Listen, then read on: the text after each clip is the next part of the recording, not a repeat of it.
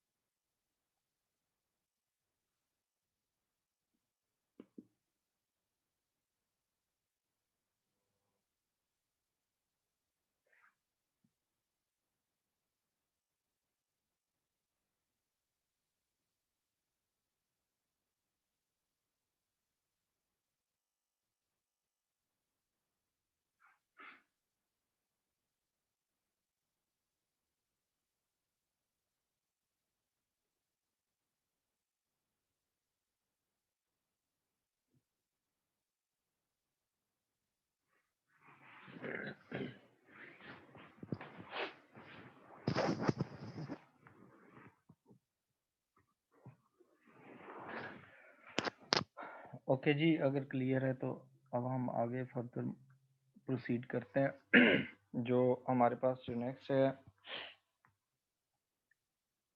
ये मैं आपके साथ स्क्रीन शेयर करता हूँ।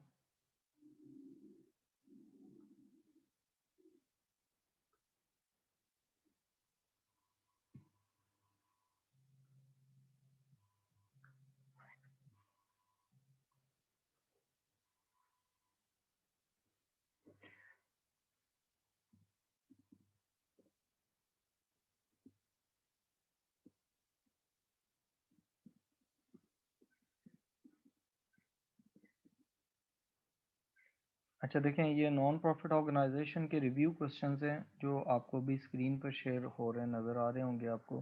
ठीक है, इसमें देखें कि आज हम पहले प्रैक्टिस करेंगे जो लॉन्ग क्वेश्चंस हैं उनकी, फिर देन हम प्रैक्टिस करेंगे उसके बाद हमारे पास जो एमसीक्यूज हैं उनकी। अच्छा देखें, जो नॉन प्रॉफिट ऑर्गेनाइजेशन होती है ना, जो कल मैंने पढ़ाया था, थोड़ा सा उसमें और एडिशन कर देता हूँ कि उसमें जो नॉन प्रॉफिट ऑर्गेनाइजेशन है उसमें एक अकाउंट और बनता है, that is known as receipts and payments accounts. ठीक है, उसे क्या कहते हैं? Receipts and payments account. जो रिसीट्स एंड पेमेंट अकाउंट होता है वो जस्ट लाइक आपका कैश बुक बनता है, जैसे हमारी कैश बुक होती है, या आप कह लें कि कैश का अकाउंट होता है या बैंक का अकाउंट होता है। ठीक हो गया, जिसमें सारी की सारी पेमेंट्स हमारे पास बताई जाती हैं और रिसीट्स बताई, इनकी इंफॉर्मेशन गिवन होती है कि आपकी कितनी पेमेंट्स थी और आपने कितनी रिसीट्स की हैं ड्यूरिंग द ईयर, और वो सारी की सारी कैश वाली होंगी। ठीक हो गया।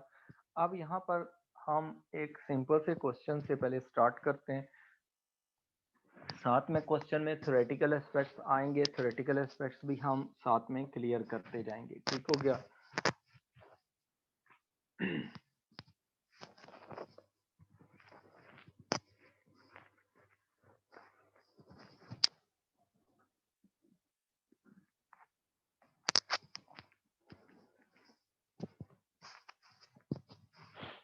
अच्छा, उसमें देखें हमारे पास ना जो क्वेश्चन नंबर 1 आपको स्क्रीन पे शो हो रहा है, उसमें देखें उसकी रिक्वायरमेंट देखें। रिक्वायरमेंट में क्या क्या रिक्वायरमेंट है? रिक्वायरमेंट में हमारे पास ये रिक्वायरमेंट्स हैं, उसमें हमारे पास रिक्वायरमेंट जो गिवन है, जो हमारे पास सी है, इसका मतलब है ये एक पहले जो इसका ए पार्ट है वो किसी और चैप्टर से रिलेट कर रहा है। ठीक है, वो नहीं गिवन ए और बी पार्ट। अच्छा, इसमें देखें उसमें गिवन है कि prepare the cafe trading account for the month ending, एक मंथ के लिए बनाना है एंडिंग 30th अप्रैल 2009। ठीक है, when you prepare trading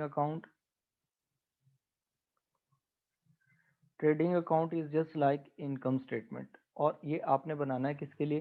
cafeteria के लिए। ठीक है, trading account of cafe for 1 month of April 2009।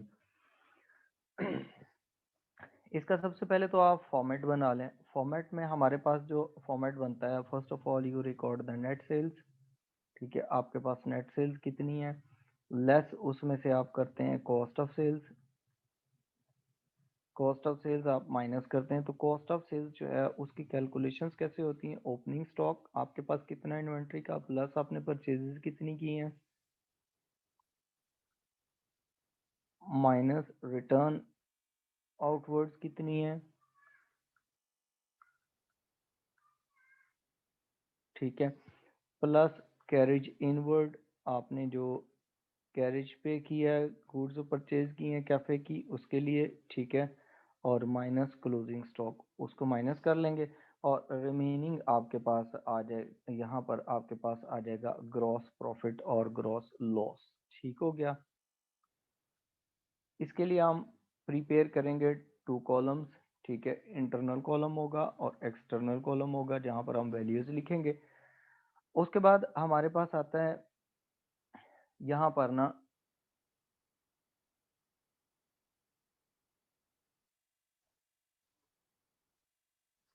अच्छा, हमारे पास इसके अलावा जो चीज़ आती है वो ये देखें कि हमारे पास ना हम क्या करते हैं, ग्रॉस प्रॉफिट आएगा, ग्रॉस प्रॉफिट के बाद हमारे पास ऐड कर देंगे अदर इनकम्स, अगर कोई कैफे की अदर इनकम है, लेकिन इसमें इनकम अदर इनकम होती नहीं है। ये फॉर्मेट इसलिए लिखवा रहा हूँ कि हमने यही फॉर्मेट इनकम स्टेटमेंट का पढ़ा हुआ है, ठीक है। उसके बाद आपके आ जाती हैं लेस एक्सपेंसेस, जो हमारे पास एक्सपेंसेस होते हैं कैफे वगैरह के वो हम उसमें से माइनस कर लेते हैं। ठीक हो गया। उसके बाद उसने कहा है कि रेनफोर्ड स्पोर्ट्स क्लब, आपके पास रेनफोर्ड स्पोर्ट्स क्लब है, keeps a full set of double entry system and prepares monthly accounts, वो मंथली अकाउंट्स प्रिपेयर कर रहे हैं। कहता है summarise receipts and payments account, receipts and payment account given है ये वाला, ठीक है, ये आपके पास ना कैश और बैंक का अकाउंट ही है, ठीक है, कैश एंड बैंक अकाउंट, आप ये समझ लें कि this is your bank account, ठीक है। कहता है फॉर द मंथ ऑफ अप्रैल 2009, अप्रैल 2009 की उसमें वैल्यूज गिवन है कि कितनी कैश रिसीव की है और कितनी कैश है उसमें आपने पेमेंट की है। अच्छा, उसके बाद देखें इसको रीड कैसे करना है, देखें आपके पास balance brought down is given on the debit side, इसका मतलब है ये आपके पास बैंक बैलेंस स्टार्ट पे था, फिर आपने कैफे टेकिंग्स की, कैफे टेकिंग्स का मतलब है कि ये आपके पास ना सेल्स हैं, कैश सेल्स हैं, ठीक हो गया। तो कैफे से बैंक में पैसे डिपॉजिट हो गए, ठीक है, वो है 9850। उसके बाद डोनेशन आए हैं $50 के, ठीक है। उसके बाद उसने कहा है कि आपके पास ना यहाँ पर जो ये जो है पेमेंट्स हुई हैं, पेमेंट फॉर द परचेजेस, आपने कैफे की परचेज की उसके लिए पेमेंट की है, ये सारी पेमेंट्स गिवन है on the credit side.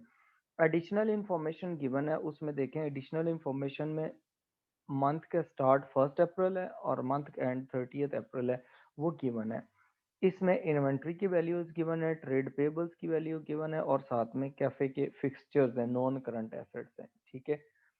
Current assets inventory है, ट्रेड पेबल्स करंट लाइबिलिटीज हैं, और आपके पास ट्रेड कैफे फिक्सचर्स है, नॉन करंट एसेट की वैल्यू एट द स्टार्ट और and of the month given है। उसके बाद उसने कहा है कि आपको एडिशनल इंफॉर्मेशन भी दे दी और आपको कहा है कि आप इसकी प्रिपरेशन करें, ठीक है। अब देखें क्वेश्चन आप रीड करते जाएं स्टार्ट से और उनकी वैल्यूज को लिखते जाएं। सबसे पहले आप रिसीट्स एंड पेमेंट अकाउंट पे आ जाएं। रिसीट्स एंड पेमेंट्स अकाउंट जब आप प्रीपेड करते हैं तो उसमें उसने कहा है कि कैफे टेकिंग्स जो हैं वो आपकी 9850 है, ये आपकी सेल्स हैं, ठीक है, ये आपकी क्या है, कैश सेल्स है।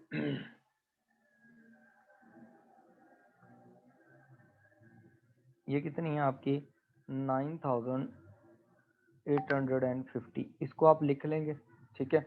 उसके बाद उसने कहा डोनेशंस, डोनेशंस जो है ये कैफे के लिए नहीं होता, ये क्लब के लिए होगा, ठीक है। तो डोनेशन जो है ये इसमें ट्रेडिंग अकाउंट में नहीं आएगा। उसके बाद आपके पास आता है payment for the cafe purchases, जो कैफे परचेजेस की हैं उसके लिए पेमेंट की है। एक बात याद रखना है कि ये जो पेमेंट होती है ये ट्रेड पेबल्स को पेमेंट हुई हुई है। तो आपके पास ट्रेड पेएबल्स का ओपनिंग और क्लोजिंग बैलेंस गिवन है, हम इस इंफॉर्मेशन को वहां यूज करेंगे, हमने परचेजेस निकालनी है, ठीक है। वर्किंग जो हम करेंगे, वर्किंग में हमारे पास वर्किंग, यहाँ पर हम वर्किंग कर लेते हैं,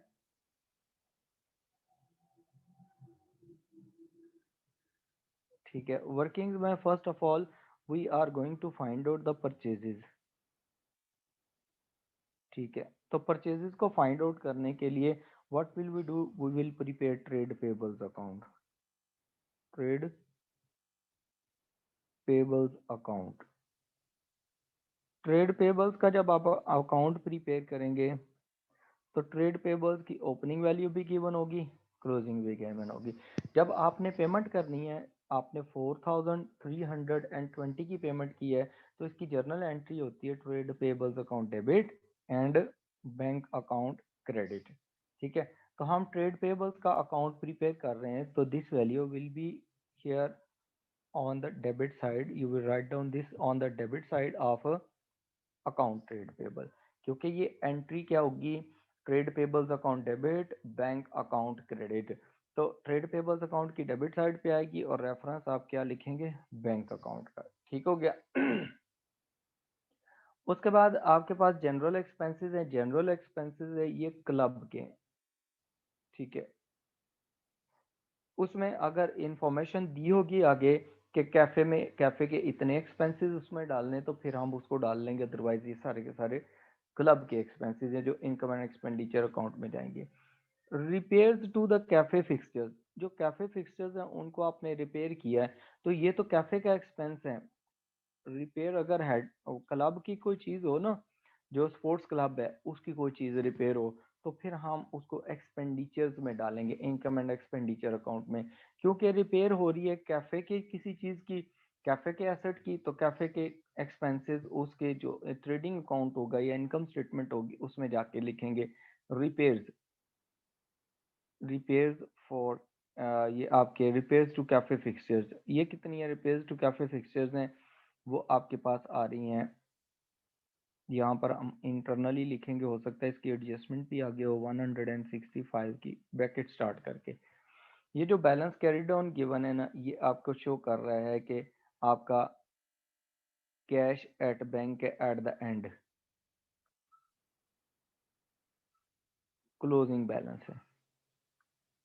ठीक है, ये cash at bank at closing balance है, इसको हम यहाँ पर कहीं नहीं लिखेंगे, जो हमारे पास ट्रेडिंग अकाउंट बनेगा। उसके बाद आपके पास आता है, उसने कहा है कि आपके पास ने एडिशनल इन्फॉर्मेशन दे दी है। एडिशनल इन्फॉर्मेशन में कैफे की ओपनिंग इन्वेंट्री भी दे दी है और क्लोजिंग भी दे दी है।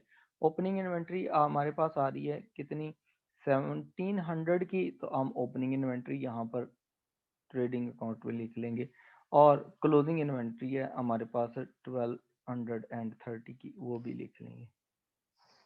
ठीक हो गया। उसके बाद हमारे पास जो नेक्स्ट है ना चीज, वो आ रही है, वो है हमारे पास, उसने कहा है कि ट्रेड पेबल्स, ट्रेड पेबल्स का ओपनिंग बैलेंस गिवन है 1830।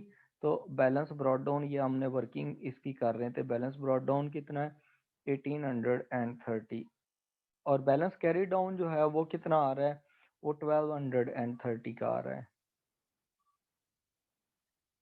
बैलेंस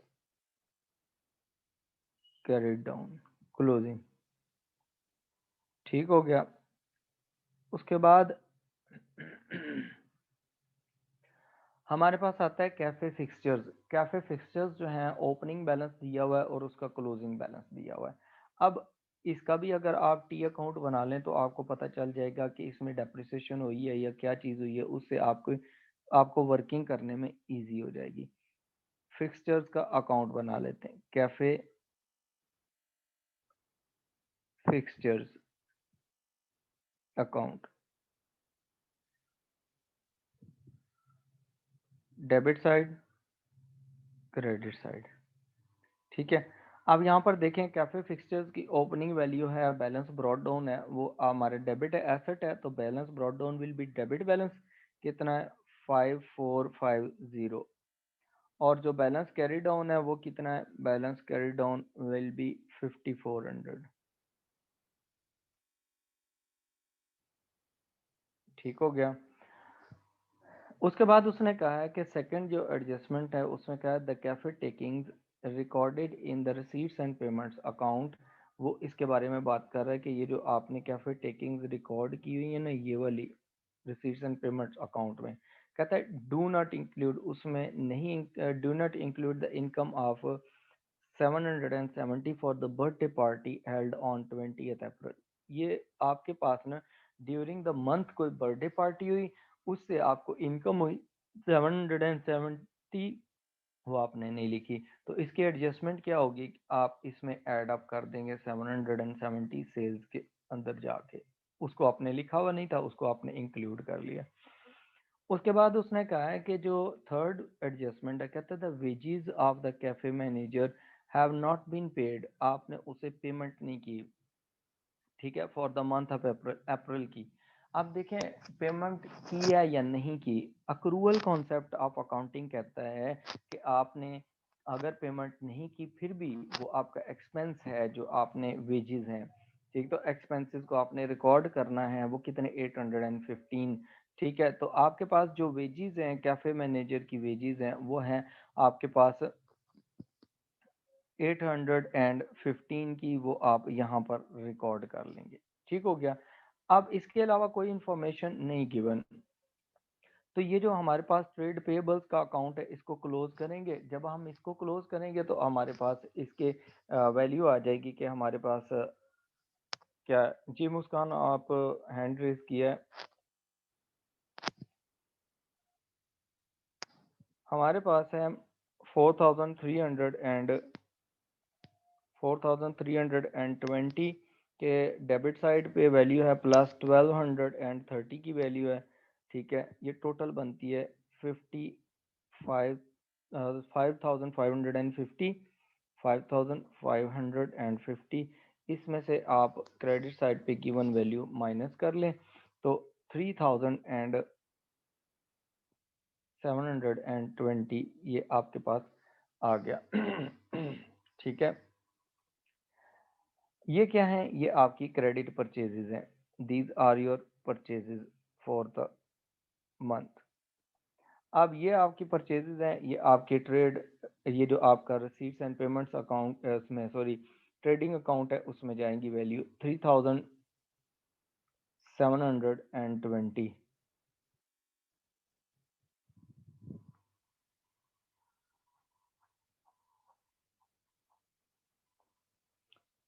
1470।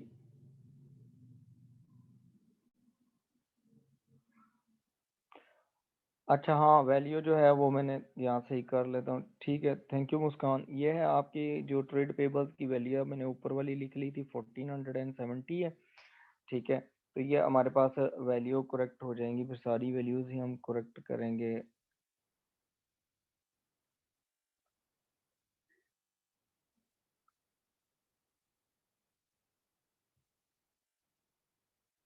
ठीक है, ये हमारे पास आ रही है 4320, ठीक है, प्लस हमारे पास 1470, ये हमारे पास आती है 5790, 5790, ठीक है, उसमें से आप माइनस कर लें 1830 की जो वैल्यू की बने क्रेडिट साइड पे, तो परचेजेस आ गई आपके पास 3960 की, ये वैल्यू है आपके परचेजेस की, इसको हम ऊपर लिख लेते हैं 3960, 3960 ये वैल्यू आ गई, ठीक हो गया। परचेजेस की वैल्यू आपने फाइंड आउट कर ली, फिर हमारे पास फिक्सचर्स का कोई परचेज नहीं हुआ, कुछ सेल नहीं हुआ, इसका मतलब है डेबिट साइड हमारे पास है 5450 की, यही टोटल में लिखेंगे 5450, और इसमें से ये 5400 माइनस कर लेंगे तो रिमेनिंग डिफरेंस आ जाता है हमारे पास 50 का, दिस इज डेप्रिसिएशन, ठीक है, तो डेप्रिसिएशन आपके पास कितनी आ गई, डेप्रिसिएशन आपके पास आ गई है $50 की, ठीक हो गया। अब देखें इसके अलावा कोई एडजस्टमेंट्स जो हैं वो क्वेश्चन में नहीं गिवन, हम अब ट्रेडिंग अकाउंट जो है उसको क्या कर देंगे, क्लोज करेंगे। अब देखें जो हमारे पास सेल्स है, नेट सेल्स है, वो कितनी होगी, इन दोनों को आप ऐड अप कर लें। अब दोनों को आप ऐड अप करेंगे तो आपके पास ये आ जाएगी जो सेल्स हैं, तो वो सेल्स कितनी आ जाती हैं, ऐड करें 9850 प्लस उसमें आपने ऐड अप करने हैं 770, टोटल बनेगी आपकी 10,620 सेल्स, ठीक हो गया, ये आपके पास आ गई सेल्स।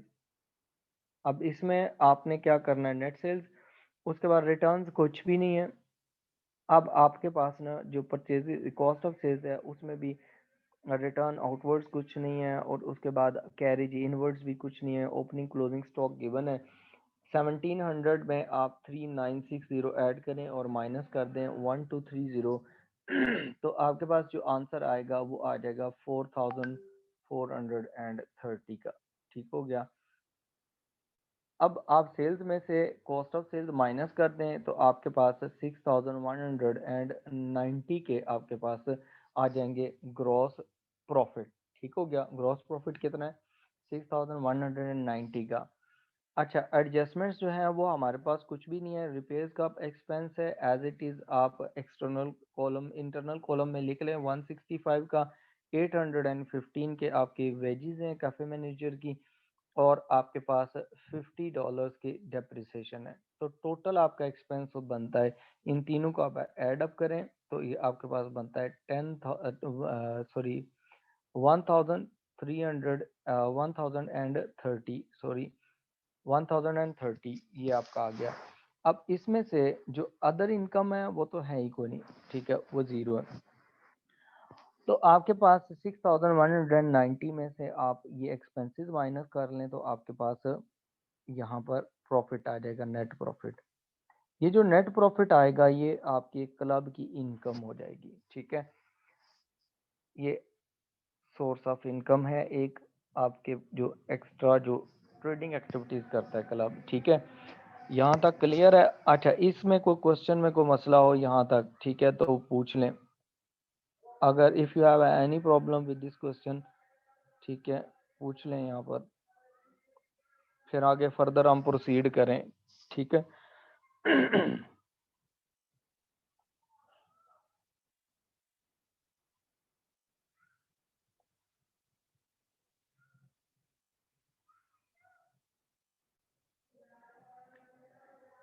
ओके, मुस्कान क्लियर है, बाकी और लोग क्लियर है? आगे चलें। अच्छा देखें, फिर हमारे पास नेक्स्ट उसने कहा, सेकंड जो उसकी रिक्वायरमेंट है उसमें उसने कहा है कि you are required to state two differences between the receipts and payments account, ठीक है, and income and expenditure account. ये एक तो इनकम स्टेटमेंट है, दूसरी जस्ट लाइक कैश बुक है। ठीक है, अब हमारे पास ना जो ये जो रिसीट्स एंड पेमेंट्स अकाउंट होता है ना, ये ऊपर अगर आप देखें ना तो आपको पता चलेगा कि हमारे पास ना जो रिसीट्स एंड पेमेंट अकाउंट है उसमें आपके पास ना ओपनिंग क्लोजिंग बैलेंसेस होते हैं, क्योंकि ये आपके कैश को शो कर रहा होता है या बैंक बैलेंस को शो कर रहा होता है। ठीक है, जबकि इनकम एंड एक्सपेंडिचर अकाउंट में कोई ओपनिंग क्लोजिंग बैलेंस नहीं होता, या तो वो सरप्लस शो करेगा या डेफिसिट शो करेगा। पहला तो डिफरेंस ये है। ठीक है, दूसरे नंबर पर यह है कि जो ये रिसीट्स एंड पेमेंट अकाउंट होता है ये सिर्फ कैश को रिकॉर्ड करता है, आपकी क्रेडिट ट्रांजैक्शंस को रिकॉर्ड नहीं करता है।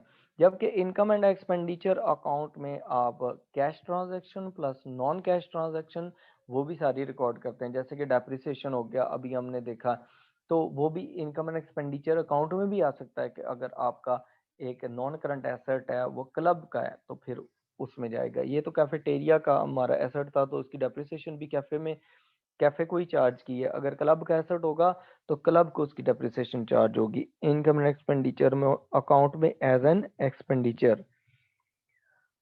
अच्छा, उसके बाद जो हमारे पास होता है इसमें ये होता है जो डिफरेंस इनमें एक और ये होता है कि आपके पास ना जो ये है रिसीट्स एंड पेमेंट अकाउंट है उसमें देखें कि आपने डोनेशन रिसीव किए हैं, कैफ़े कैफ़े की सेल्स वगैरह हुई है वहाँ से रिसीव की है, सारा कुछ आप लिखते हैं, ये आपके रेवेन्यू रिसीट्स हैं। और जो कैपिटल रिसीट्स है ना, कैपिटल रिसीट्स में अगर आप देखें तो आपके पास ना पेमेंट्स हैं। जैसे आपने कोई नॉन करंट एसेट परचेज कर लिया होता तो वो यहाँ पर क्रेडिट पे आता, आप उसकी पेमेंट कर देते। ठीक है, तो इसका मतलब है receipts and payment account revenue expenditure revenue receipts को भी रिकॉर्ड करता है और कैपिटल रिसीट्स को भी रिकॉर्ड करता है। ठीक है, रिसीट्स एंड पेमेंट्स अकाउंट। जबकि आपका जो इनकम एंड एक्सपेंडिचर अकाउंट है वो सिर्फ और सिर्फ रेवेन्यू जो नेचर के एक्सपेंसेस होते हैं उनको, एक्सपेंडिचर्स होते हैं और इनकम होती हैं उनको रिकॉर्ड करता है, कैपिटल के रिकॉर्ड नहीं करता है। कैपिटल कैपिटल नेचर की जो चीज़ें होती हैं वो स्टेटमेंट ऑफ फाइनेंशियल पोजीशन में चली जाती हैं। ठीक है, क्लियर है? मैं आपको ना इनके ये फाइल भी शेयर करूँगा। इनके जो आंसर्स हैं वो आपने गौर से पढ़ लेने हैं, जो डिफरेंसेस हैं वो आपको क्लियर हो जाएँगे फर्दर, ठीक है? उसके बाद अगर आप देखें, ये था क्वेश्चन नंबर 1।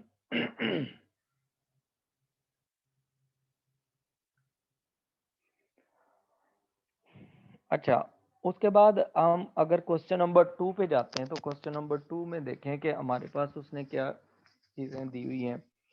उसमें उसने कैश बुक दी है। ये जो कैश बुक है ना, ये आपके रिसीट्स एंड पेमेंट्स अकाउंट ही है, ठीक है? कि आपकी रिसीट्स कितनी है और पेमेंट्स कितनी है, ये उसका अकाउंट है, रिसीट्स एंड पेमेंट अकाउंट। कहता है treasurer of Sandsbury sports club did not keep full accounting records, ठीक है? उनके पास पूरा अकाउंटिंग रिकॉर्ड नहीं है कंप्लीट।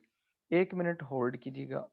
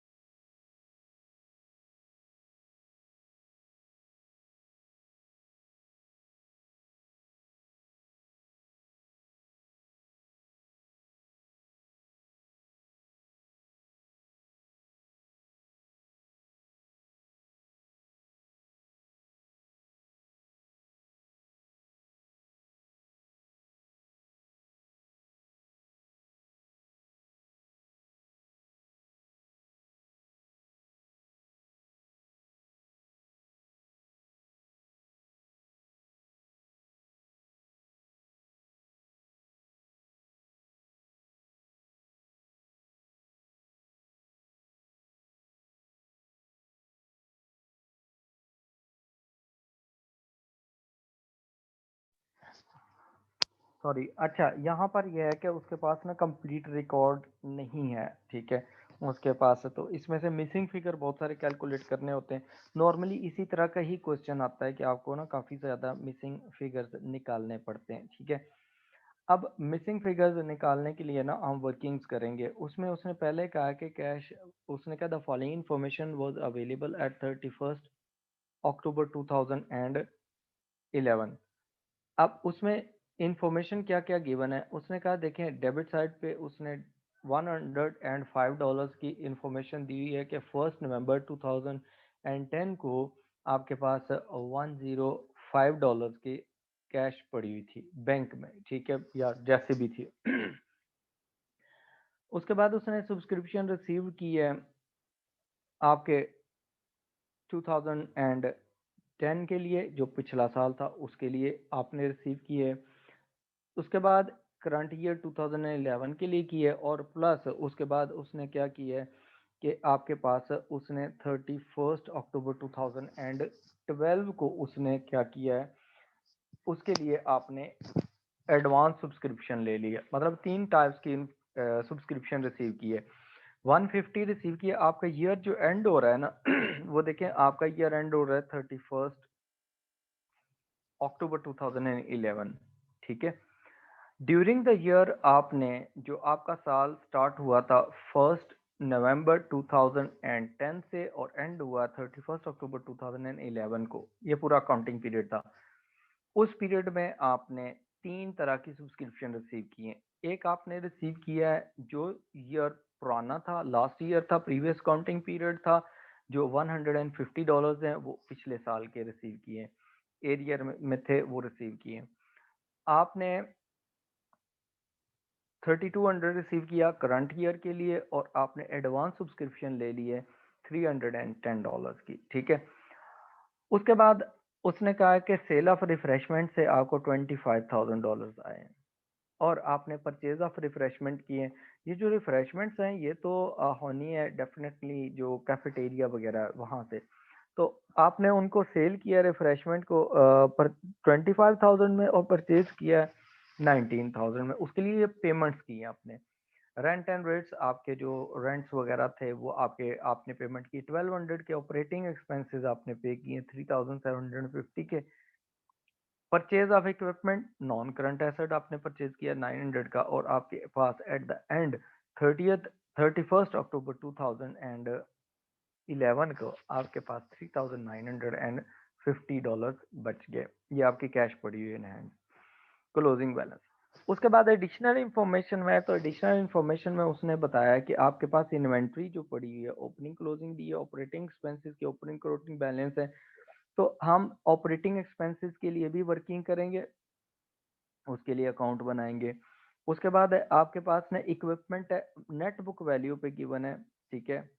उसके बाद सब्सक्रिप्शन इन एडवांस थी और सब्सक्रिप्शन इन एरियर थी, ये भी ओपनिंग क्लोजिंग बैलेंसेस दे दिए। उसने कहा है कि आगे सेकंड एडजस्टमेंट उसने कहा है additional information, subscription not collected for the year for the year ended 31 October 2010 are to be considered as is irrecoverable and 31st October 2011। कहता है जो 31 अक्टूबर 2010 को आपकी अमाउंट रिसीवेबल थी और वो रिसीव नहीं हुई, ठीक है, ड्यूरिंग द ईयर, इस साल जो साल एंड हो रहा है 31 अक्टूबर 2011 को, तो उसको आपने बैड डेट ट्रीट कर लेना है कि वो आपकी सब्सक्रिप्शन क्या होगी, बैड डेट होगी। ठीक हो गया। सबसे पहले उसने कहा है कि you are required to find out accumulated fund at 1st November 2010, ठीक है। ये आपके पास आ गया ओपनिंग accumulated फंड, जो 1 नवंबर 2010 को था, ओपनिंग accumulated फंड। ये हमने कल पढ़ा था accumulated फंड क्या होता है। जो हमारे पास कैपिटल हम कैलकुलेट करते थे उसमें प्रॉफिट मेकिंग ऑर्गेनाइजेशन में, यहाँ पर उसको हम accumulated फंड का नाम देते हैं। जब हम accumulated फंड कैलकुलेट करेंगे ओपनिंग, तो इसके लिए कैलकुलेशंस के लिए हमारे पास ओपनिंग एसेट्स में से ओपनिंग लायबिलिटीज माइनस कर लें। ये कॉन्सेप्ट कौन सा है, ये कॉन्सेप्ट अकाउंटिंग इक्वेशन का है, ठीक है। अकाउंटिंग इक्वेशन जो होती थी उसमें क्या होता था कि आपके पास assets are equal to capital plus liabilities हैं, capital plus liabilities. And if you want to calculate the capital, आप क्या करेंगे, कैपिटल कैलकुलेट करने के लिए आप एसेट्स में से लायबिलिटीज को माइनस करेंगे। लायबिलिटीज राइट हैंड साइड पे इक्वेशन के ऐड हो रही हैं, लेफ्ट हैंड साइड पे जाके माइनस हो जाएंगी। ये होता है प्रॉफिट मेकिंग ऑर्गेनाइजेशन में। जो हमारे पास नॉन प्रॉफिट ऑर्गेनाइजेशंस होती हैं ना, उनमें जब हम एक्यूमुलेटेड फंड फाइंड आउट करते हैं ना, एक्यूमुलेटेड फंड, तो वो भी कैपिटल की तरह ही फाइंड होता है। एक्यूमुलेटेड फंड कैपिटल की ही तरह फाइंड होगा। आपके जो एसेट्स हैं उनमें से आप क्या करेंगे, लायबिलिटीज को माइनस कर देंगे। उसने क्योंकि आपको कहा है कि आपने ये फाइंड आउट करना है 1 नवंबर 2010 को, ठीक है। इसका मतलब है ये साल के स्टार्ट में था, ओपनिंग है। तो आप क्या करेंगे, ओपनिंग एसेट्स में से ओपनिंग लायबिलिटीज माइनस कर लेंगे। अब देखें ओपनिंग एसेट्स और ओपनिंग लायबिलिटीज कहाँ मिलेंगी। अब देखें 1 नवंबर 2010 ये डाटा गिवन है, फर्स्ट जो एडिशनल इंफॉर्मेशन गिवन है वहां पर आपके पास ओपनिंग एसेट्स कौन कौन से थे वो देख लें। आपके पास जो एसेट्स थे वो टोटल बनते हैं ओपनिंग एसेट्स वो आपके कौन कौन से हैं और उसमें से लायबिलिटीज निकाल लें। जो इन्वेंट्री है ओपनिंग 2200 की वो आपका एसेट था, ठीक है। ऑपरेटिंग एक्सपेंसेस प्रीपेड थे, तो प्री पेमेंट्स भी एसेट होते हैं, ये ओपनिंग एसेट था। उसके बाद इक्विपमेंट जो है ये भी आपका एसेट है, ये कितनी वैल्यू का है, 3200 का और उसमें से आपने सब्सक्रिप्शन इन एडवांस, आप जो एडवांस में पैसा ले लेते हैं ना, ठीक है, वो आपकी लायबिलिटी होती है। वो आपकी क्या होती है? लायबिलिटी। तो आपने ओपनिंग बैलेंस, ये आपकी लायबिलिटी थी 175 की, वो हम इसमें से माइनस कर लेंगे। और सब्सक्रिप्शन इन एरियर, ये आपके एसेट्स हैं, आपने रिसीव करने, ठीक है, कि आपने इतने सब्सक्रिप्शन रिसीव करनी थी साल के स्टार्ट में, एरियर थी, तो वो आपकी बनती है 270। अच्छा, ये आपके पास आ गया, एसेट था, इसको ऐड करेंगे, सॉरी। और उसके बाद आपके पास ओपनिंग कैश कितनी थी? वो कैश ऊपर गिवन है कैश बुक में, ठीक है, ओपनिंग कैश 105 की, तो ये भी आपका एसेट था, इसको भी आप ऐड कर लेंगे। तो कैलकुलेशन करें कि आपके पास सब्सक्रिप्शन कितनी निकलती है, इसमें से कैलकुलेट करें एक्यूमुलेटेड फंड कितना आ गया। एक्यूमुलेटेड फंड आपका बनेगा, ये सारी वैल्यूज ऐड करें और उसमें से 175 ही एक लायबिलिटी है जो आपने माइनस करनी है, तो आपके पास ये बनता है 5700 की वैल्यू, ठीक है। ये आपका एक्यूमुलेटेड फंड है ओपनिंग। सेकंड, ये आपका हो गया part A of question number 2, ठीक है। पार्ट बी में उसने क्या कहा, कहता है you are required to prepare refreshment trading account for the year. Refreshment trading account जब आप बनाएंगे वो इनकम स्टेटमेंट की तरह बनेगा जो हमने ऊपर बनाया, ठीक है। B part, trading account,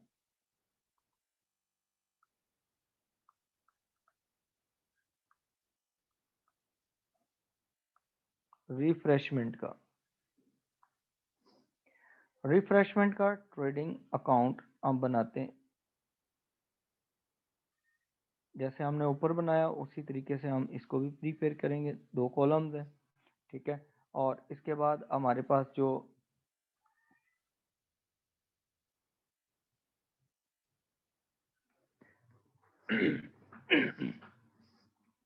net sales लिखेंगे सबसे पहले, we will write down net sales, वो कितनी है, उसमें से लेस करेंगे हम cost of sales.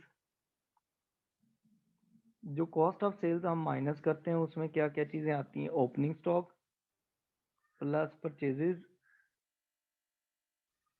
Minus return outwards,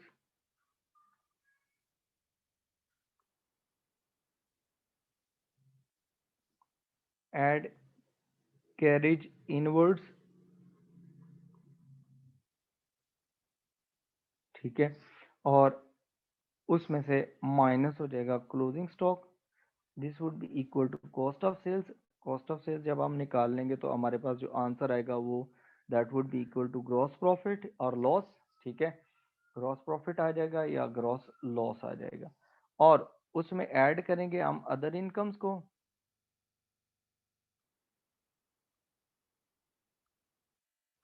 ठीक है।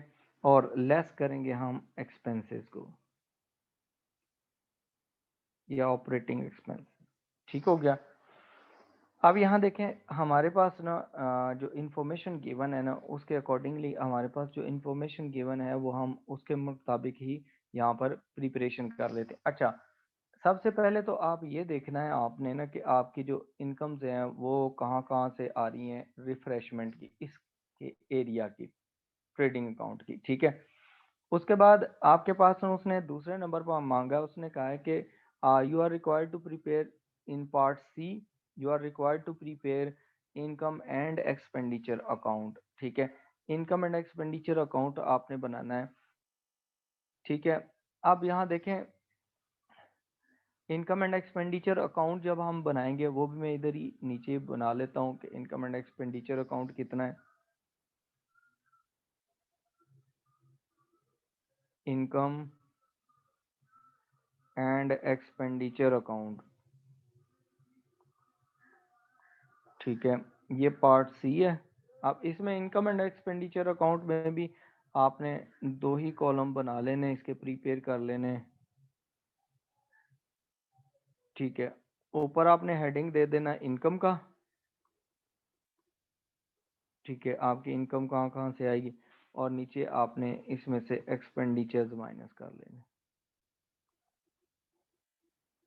ठीक है, लेस एक्सपेंडिचर्स। अच्छा अब इसमें देखें, आ, हमारे पास ना जो क्वेश्चन है उसमें चीज़ें ऊपर से हम रीड करते जाते हैं और हम उनको लिखते जाते हैं। पहले नंबर पर तो आप देखें कि आपके पास ना जो इंफॉर्मेशन गिवन है ना वो है ओपनिंग, ये कैश बुक में ये जो ओपनिंग बैलेंस की वैल्यू गिवन है वो हमें नहीं चाहिए। अब वो हमने ओपनिंग जो क्यूमुलेटेड फंड है उसमें जो नोट डाउन कर ली है।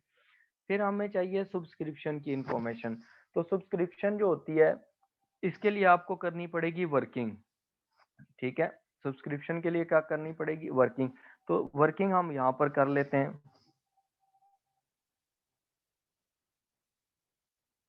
वर्किंग्स, ठीक है। जो वर्किंग है वो हमारे पास यहाँ पर आ गई। अब इसमें सबसे पहले आप you will prepare subscription account. Subscription account separate से भी प्रिपेयर करना आ जाता है, ठीक है। डेबिट बैलेंस और क्रेडिट साइड दोनों में, ठीक है। आप जब सब्सक्रिप्शन रिसीव करते हैं तो उसकी एंट्री होती है कि आपके पास bank account debit, subscription account credit. अब ये देखें ये जो कैश बुक है उसमें ये डेबिट साइड पे आ रही है अमाउंट, ये तीनों कि आपने ये अमाउंट रिसीव की है। 150 प्लस 3200 प्लस 310। टोटल सब्सक्रिप्शन जो आपने रिसीव की है वो कितनी रिसीव की है आपने सब्सक्रिप्शन, उसकी कैलकुलेशन कर लें वो कितनी आ गई है सब्सक्रिप्शन रिसीव्ड ठीक है। वो 150 प्लस 3200, 150 प्लस 3200 प्लस आपके पास आ गई 310। ये आपने टोटल 3660 की सब्सक्रिप्शन रिसीव की है। तो जो सब्सक्रिप्शन का अकाउंट बनाएंगे उसमें subscription account debit, sorry, bank account debit और subscription account credit. It means subscription account में क्रेडिट साइड पे आ जाएगी ये अमाउंट जो आपने रिसीव की है 3660। This would B subscription receive, और बैंक का रेफरेंस दे देंगे या कैश का रेफरेंस दे देंगे जो आपने कैश रिसीव की है, ठीक हो गया। उसके बाद आपके पास जो इंफॉर्मेशन है उसने कहा सेल ऑफ रिफ्रेशमेंट है। जो रिफ्रेशमेंट सेल हो रही हैं वो है आपके पास किसका है वो रिफ्रेशमेंट, ये आपके पास है सेल हुई है, ठीक है। आपके पास जो सेल हो रही है ना उसको आपने कहाँ लिखना है? ट्रेडिंग अकाउंट में। तो सेल हो रही है आपके पास 25,000 की, वो आप ब्रैकेट में लिख लें, अगर कोई एडजस्टमेंट होगी तो हम उसमें कर लेंगे। सेल ऑफ रिफ्रेशमेंट भी आपके पास आ गई। उसके बाद रिफ्रेशमेंट आपके पास जो कैश बुक है ना उसकी जो क्रेडिट साइड है उसमें गिवन है परचेज ऑफ रिफ्रेशमेंट। आपने जो परचेज की है ना रिफ्रेशमेंट वो कितने की परचेज की है वो देखें। अच्छा इसमें ना आपके पास ना एक चीज देखें, जो पहला क्वेश्चन था ना उसमें यह था कि आपको ट्रेड पेबल की ओपनिंग क्लोजिंग बैलेंसेस दिए हुए थे। इसका मतलब है कि आप क्रेडिट पे परचेज करते हैं और फिर पेमेंट कुछ कर देते हैं। तो वहां से हम ट्रेड पेबल्स का अकाउंट बनाया था टू फाइंड आउट परचेजेस, ठीक है। लेकिन यहाँ पर आप नहीं बनाएंगे क्योंकि आपके पास उसने कहीं पर भी ट्रेड पेबल्स फॉर रिफ्रेशमेंट नहीं दिया हुआ ओपनिंग क्लोजिंग बैलेंस। इसका मतलब है कि सारी की सारी जितनी भी परचेजेस होती हैं वो कैश में हो रही हैं। वो किस में हो रही हैं? कैश में। तो आपके पास जो परचेजेस हैं यहाँ पर वो कितनी है? 19,000 की। ये आप यहाँ पर परचेजेस के सामने लिख लें, ट्रेडिंग अकाउंट में 19,000 की आपकी परचेजेस होगी, ठीक हो गया। उसके बाद आपके गिवन है, उसने दिया हुआ क्वेश्चन में उसने कहा कि rent and rates, rent and rates जो है उसके लिए आपके ओपनिंग या क्लोजिंग कोई बैलेंस नहीं गिवन, ठीक है। उसके लिए ओपनिंग या क्लोजिंग कोई बैलेंस नहीं गिवन। तो जो रेंट एंड रेट्स होंगे उनके लिए आप क्या करेंगे? उनके लिए आपने इसकी कहाँ लेके जाएंगे? उसने ये नहीं बताया कि रेंट एंड रेट्स किसके हैं, ठीक है। क्या ये कैफे के हैं? अगर या रिफ्रेशमेंट एरिया के हैं? अगर बताए होते तो फिर हम इसे एक्सपेंसेस में लिखते हैं। अदरवाइज ये रेंट एंड रेट्स जो पेमेंट हुई है ये सारी की सारी आपके पास इनकम एंड एक्सपेंडिचर्स में लिख दी जाएगी, ठीक है। Rent and rates 1200। अब ये जो रेंट एंड रेट्स है इसको ब्रैकेट में मैं इसलिए लिख रहा हूँ, हो सकता है कोई प्रीपेड हो या अक्रूड हो, रेंट्स एडजस्टमेंट हो सकती है नीचे। उसके बाद जो आया है क्वेश्चन में, उसने कहा ऑपरेटिंग एक्सपेंसेस 3750, ये तो है ही एक्सपेंसेस, ये तो कैफे के हैं ही नहीं, ऑपरेटिंग एक्सपेंसेस है। ऑपरेटिंग जो एक्सपेंसेस हैं वो किसके गिवन है, उसने ये नहीं बताया कि ये रिफ्रेशमेंट एरिया के हैं, कैफे के हैं, किसके बार के हैं। तो इसका मतलब है कि ये इनकम एंड एक्सपेंडिचर अकाउंट में जाएंगे। ये ओवरऑल जो क्लब है ना, स्पोर्ट्स क्लब सैंड्सबरी, उसके रिफ्रेशमेंट ऑपरेटिंग एक्सपेंसेस हैं 3750, तो ये इनकम एंड एक्सपेंडिचर में चले जाएंगे। 3750 ये आपके ऑपरेटिंग एक्सपेंसेस हैं। ठीक हो गया। उसके बाद नेक्स्ट उसने कहा है कि आपके पास जो रिसीट्स एंड पेमेंट्स का अकाउंट है, उसमें ना उसने परचेज ऑफ इक्विपमेंट दिया है। तो जो परचेज ऑफ इक्विपमेंट है, ये हमारे पास ना जो इक्विपमेंट का नेट बुक वैल्यू दी हुई है, इसका एक हम अकाउंट बना लेंगे वर्किंग में, ताकि हम उसमें लिख लें। तो जो परचेज होगा वो उसमें डेबिट साइड पे आ जाएगा, इक्विपमेंट अकाउंट।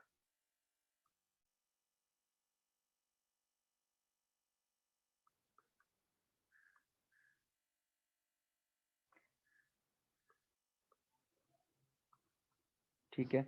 इक्विपमेंट का जो परचेज करते हैं, एडिशन करते हैं, वो हमारे पास डेबिट साइड पे आ जाता है। ठीक है, ये न्यू आपने परचेज किया इक्विपमेंट, कितने का, 900 का। तो इसके लिए एंट्री क्या होती है, equipment account debit, bank account credit. तो इक्विपमेंट का जो टी अकाउंट बनेगा उसमें ये डेबिट साइड पे आ जाएगा, जबकि जो बैंक कैश बुक है उसमें वो क्रेडिट साइड पे आ रहा है। ठीक है। उसके बाद उसने क्लोजिंग बैलेंस दे दिया है। क्लोजिंग बैलेंस हमारे पास ये बैलेंस शीट में चला जाएगा, जो हम इसके लिए बनाएंगे नॉन प्रॉफिट ऑर्गेनाइजेशन की। ठीक है। अच्छा, उसके बाद उसने कहा है कि हमारे पास एडिशनल इंफॉर्मेशन में ओपनिंग इन्वेंट्री दे दी है, मटेरियल रिफ्रेशमेंट्स की, और क्लोजिंग भी दे दी है। ठीक है। तो अब हम इनको यहाँ पर पुट कर लेंगे कि ओपनिंग इन्वेंट्री आपके पास कितनी थी रिफ्रेशमेंट की, वो 2200 थी। क्लोजिंग इन्वेंट्री आपकी 700 पड़ी हुई है। इसका मतलब है आपकी इन्वेंट्री जो है वो डिक्रीज हो गई है। ठीक हो गया। 700 माइनस हो जाएगा, 2200 ऐड हो जाएगा। अब उसके बाद है आपके पास ऑपरेटिंग एक्सपेंसेस। ऑपरेटिंग एक्सपेंसेस के लिए हमारे पास ना यहाँ पर हम उसका अकाउंट बना लेते हैं। अच्छा, इसके लिए दिया हुआ था ऑपरेटिंग एक्सपेंसेस का, इसका हम अकाउंट बना लेते हैं यहाँ पर ना, इसकी भी वर्किंग कर लेते हैं। ये वर्किंग 1 थी, ये वर्किंग नंबर 2 है, और वर्किंग नंबर 3 हमारे पास है ऑपरेटिंग एक्सपेंसेस की। जब ओपनिंग क्लोजिंग बैलेंस दिया हुआ है तो हम इसके लिए क्या कर लेंगे, हम यहाँ पर वर्किंग कर लेंगे। अच्छा देखें, ऑपरेटिंग एक्सपेंसेस ओपनिंग प्रीपेड थे, मतलब एसेट था, और क्लोजिंग जो है वो अक्रूड है 250 से। तो प्रीपेड जो होते हैं आपके एक्सपेंसेस, वो आपके डेबिट बैलेंस होते हैं, balance brought down will be on debit side 100। और जो अक्रूड है, क्लोजिंग है, तो उसका मतलब है लाइबिलिटी है, तो बैलेंस कैरिड डाउन भी हमारे पास इसी साइड पे आ जाएगा 250 का। और जो हमने एक्सपेंसेस पेमेंट कर दिए ना, ऑपरेटिंग एक्सपेंसेस जो पे कर दिए, वो उनको हम यहाँ से मैं रिमूव करता हूँ 3750। तो हम ये 3750 यहाँ पर लिखते हैं कि हमने पेमेंट कर दिए। ये डेबिट साइड पे क्यों आ रहे हैं ऑपरेटिंग एक्सपेंसेस में, इसकी रीज़न ये है कि आपके पास ना एंट्री ये होती है ऑपरेटिंग एक्सपेंसेस डेबिट और बैंक अकाउंट क्रेडिट। तो ऑपरेटिंग एक्सपेंसेस अकाउंट में डेबिट साइड पे आ जाएंगे, ये आपने पेमेंट की हुई है बैंक। ठीक हो गया। उसके बाद हमारे पास उसने दिया हुआ है कि जो इक्विपमेंट है ना, उनके बैलेंसेस दिए हुए। ओपनिंग इक्विपमेंट 3200 के थे और क्लोजिंग 2700 के हैं। तो आपका बैलेंस ओपनिंग था, बैलेंस ब्रॉट डाउन, वो आपका 3200 का था, और क्लोजिंग जो है, जो आपके पास बैलेंस कैरी डाउन आ गया, वो है 2700 का। ठीक हो गया। उसके बाद उसने कहा कि ये भी वैल्यूज हो गई। उसने कहा सब्सक्रिप्शन जो है वो इन एडवांस जो है, सब्सक्रिप्शन जो है एडवांस में आपने ली हुई, तो ये लाइबिलिटी है। सब्सक्रिप्शन का अकाउंट हमने बनाया हुआ है, तो सब्सक्रिप्शन 175 ये आपने एडवांस में साल के स्टार्ट में थी, तो ये आपकी ओपनिंग लाइबिलिटी थी। तो balance brought down will be on the credit side 175 subscription account में क्रेडिट साइड पे आ जाएगी। उसके बाद आपके पास उसने दिया है कि सब्सक्रिप्शन जो है साल के स्टार्ट में एरियर में भी थी, एरियर में 270 की थी, ये एसेट है। तो आपके पास 270 will come on the debit side of subscription account, ये बैलेंस ब्रॉड डाउन है।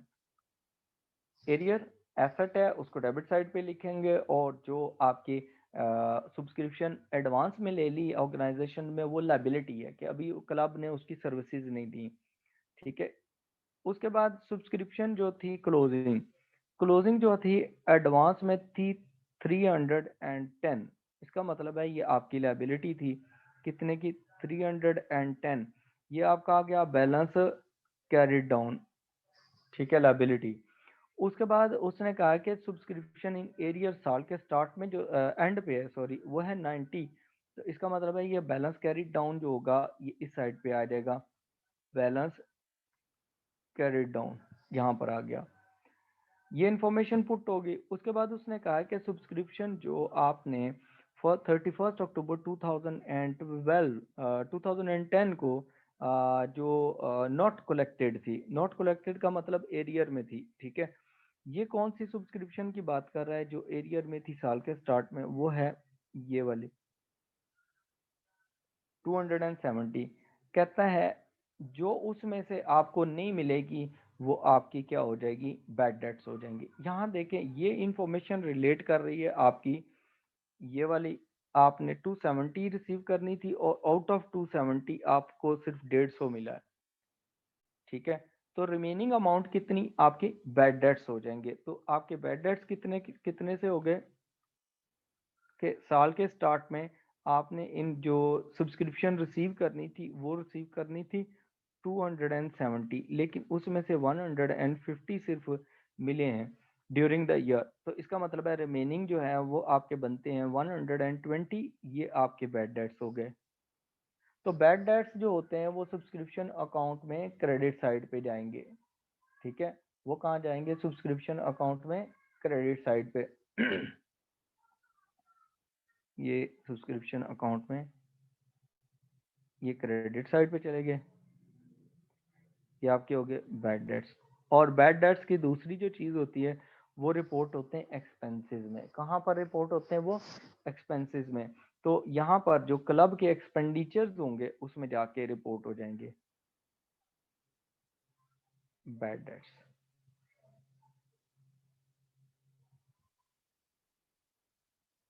ठीक है।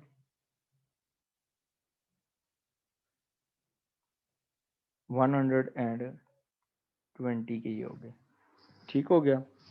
आपके बैड डेट्स आ गए $120 के। अच्छा, अब हम क्या करेंगे? अब हमने ना बाकी चीज़ें अब क्लोज करनी है। पहले तो वर्किंग्स क्लोज करते हैं।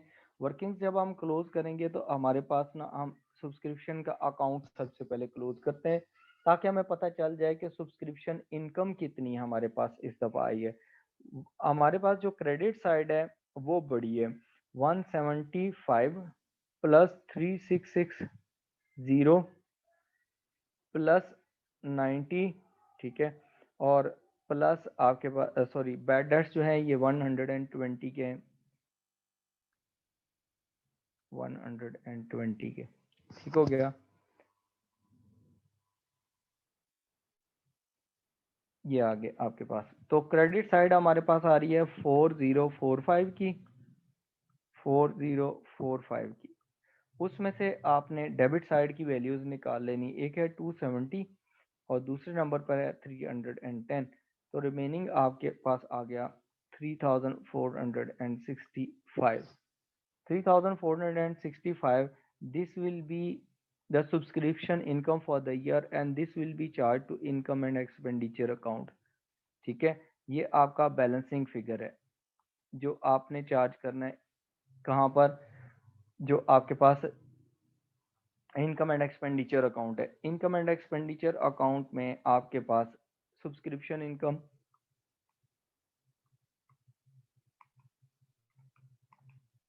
ठीक है, वो आपके पास आ रही है 3465 की। ठीक हो गया। उसके बाद आपके पास जो नेक्स्ट है ना जो अकाउंट क्लोज करना है वो आपने करना है इक्विपमेंट का।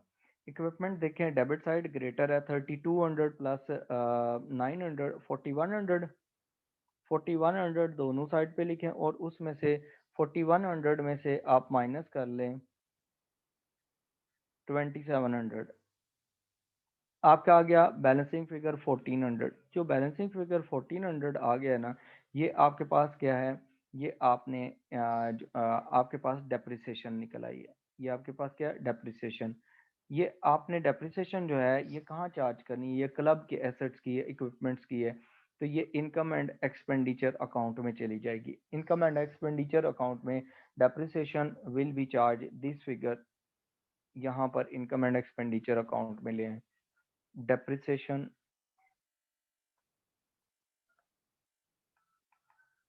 1400 ये आपकी आ गई, ये हमने यहाँ पर लिख लिया। बैड डेट्स में भी और कोई एडजस्टमेंट नहीं है, ये भी इधर वैल्यू आ जाएगी। फिर हमारे पास आते हैं ऑपरेटिंग एक्सपेंसेस के। साल के ऑपरेटिंग एक्सपेंसेस कितने थे। ऑपरेटिंग एक्सपेंसेस में अगर देखें तो 100 डेबिट साइड पे है, प्लस 3750 सारी वैल्यूज ही डेबिट साइड पे हैं, और प्लस 250 4100। तो 4100 आप इस अकाउंट को क्लोज करेंगे तो आपके पास 4100 बैलेंसिंग फिगर आएगा। This balancing figure will go to income and expenditure account. ये भी आपका बैलेंसिंग फिगर है, ठीक है। 4100 ये भी आपके पास इनकम एंड एक्सपेंडिचर अकाउंट में चला जाएगा, एक्सपेंसेस में 4100। ठीक हो गया। अच्छा, जो रेंट एंड रेट्स हैं उसके लिए और कुछ भी नहीं है, तो ये भी हम वैल्यू ट्रांसफर कर लेंगे आउटर कॉलम में, कोई एडजस्टमेंट नहीं है, ठीक है। अब यहाँ तक ना हमारे पास जो एडजस्टमेंट्स थी वो सारी कर ली। अब हम इनको अकाउंट्स को क्लोज करते हैं। सबसे पहले तो हम ट्रेडिंग्स अकाउंट को क्लोज करते हैं। सेल्स रिटर्न्स हैं को नहीं, इसका मतलब है कि जो आपके पास सेल्स ही हैं उन्हीं को आप ट्रीट करेंगे कि आपके पास नेट सेल्स हैं 25,000 की। आपके पास रिटर्न आउटवर्ड्स और कैरेज जो इनवर्ड्स है वो नहीं है। तो आपके पास जो कॉस्ट ऑफ सेल्स है वो कितनी आएंगी, कॉस्ट ऑफ सेल्स आपके पास आ जाती हैं। कैलकुलेशंस करें, 2200 ओपनिंग प्लस 19,000 की परचेजेस की है और माइनस 700 आ गया। तो ये आपके पास कितना आ गया, 20,500। 20,500 आपके पास कॉस्ट ऑफ सेल्स आ गई। अब आपने ग्रॉस प्रॉफिट निकालना है तो sales minus cost of sales निकालना है, तो आपके पास ग्रॉस प्रॉफिट आ जाएगा। Gross profit will be 4500। अब इसके अलावा कोई ऑपरेट अदर इनकम नहीं है, कोई एक्सपेंसेस नहीं है रिफ्रेशमेंट वगैरह के, कैफेटेरिया के। इसका मतलब है यही आपके पास नेट प्रॉफिट भी आ जाएगा। अब ये जो नेट प्रॉफिट आता है ना पार्ट बी से, ये हमारे पास इनकम होती है क्लब की, ठीक है। Income from refreshment. रिफ्रेशमेंट से आपको जो इनकम आई है वो कितनी आई है, ये आपने, मैं ब्रैकेट में इसलिए पार्ट बी लिख रहा हूँ क्योंकि आपको वो इंफॉर्मेशन याद रहे कि आपने ये वैल्यू कहाँ से निकाली थी। ये वाली वैल्यू यहाँ शिफ्ट हो गई, ठीक हो गया। उसके बाद देखें कि कैफेटेरिया की ना और इनकम कौन सी है, क्या डोनेशंस वगैरह हैं। डोनेशंस इस दफ़ा इस क्वेश्चन में नहीं गिवन, ठीक है। तो इसका मतलब है कि आपके पास यही दो इनकम्स ही हैं। इन दो का टोटल कर लें, टोटल कितनी होगी, दोनों इनकम का टोटल करें तो ये आपके पास बन जाती है 7,965, ठीक है। और आपके जो एक्सपेंसेस हैं वो एक्सपेंसेस के कौन कौन से हैं, 120 के बैड डेट्स हैं और ये सारे चारों एक्सपेंसेस हैं। आप इनको क्या कर लें, ऐड कर लें। टोटल एक्सपेंडिचर बनता है आपका 6,820, ठीक हो गया। तो आपने इसमें से ये वैल्यू माइनस कर लेनी है, जैसे आप प्रॉफिट निकालते हैं तो आपके पास सरप्लस या डेफिसिट आ जाएगा। तो इस केस में हमारे पास आ रहा है 1,145 का सरप्लस, ठीक हो गया। अगर नेगेटिव वैल्यू आती तो वो हमारे पास आता डेफिसिट। इज दैट क्लियर, ठीक है। यहाँ तक कोई क्वेश्चन इससे रिलेटेड पूछने वाला हो।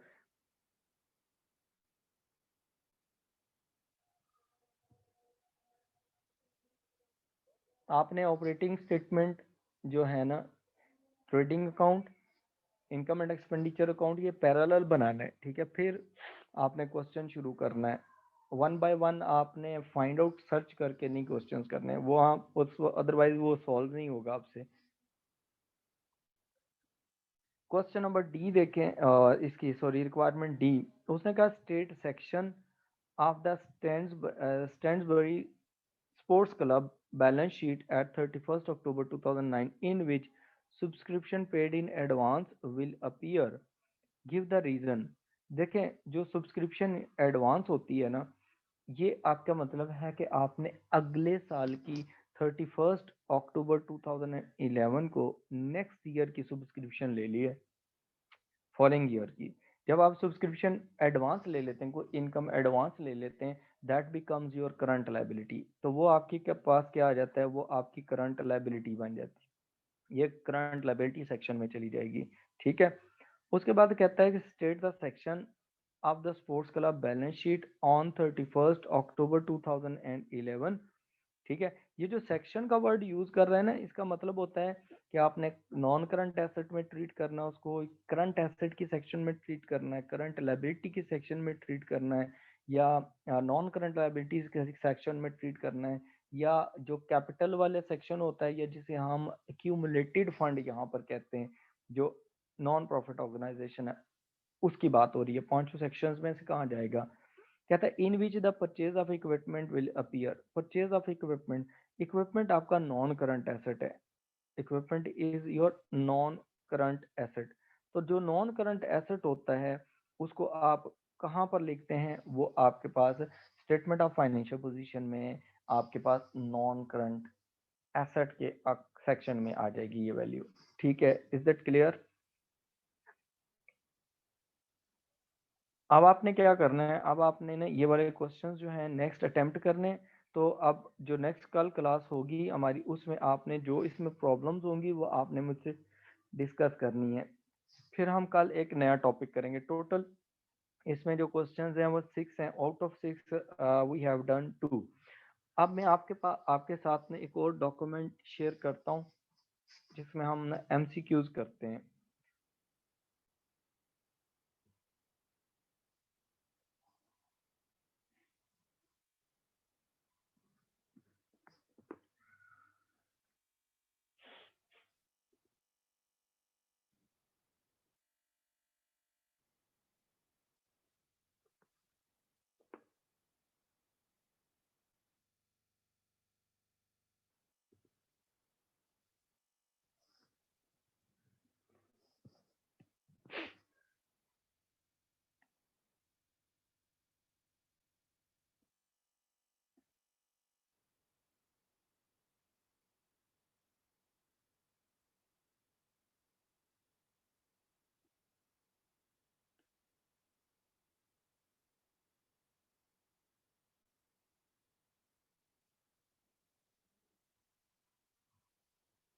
यहाँ देखें, ये हमारे पास ना आपके सामने स्क्रीन पे शो हो रहे हैं। हमारे पास ये एमसीक्यूज हैं नॉन प्रॉफिट ऑर्गेनाइजेशन के, नॉन प्रॉफिट ऑर्गेनाइजेशन एमसीक्यूज, ठीक हो गया। अब ये हम करते हैं फर्दर आपको, ताकि ये क्लियर हो जाए कि हमारे पास ना जो छोटी मोटी एम्बिग्विटीज होती हैं वो भी क्लियर हो जाएंगी यहाँ पर।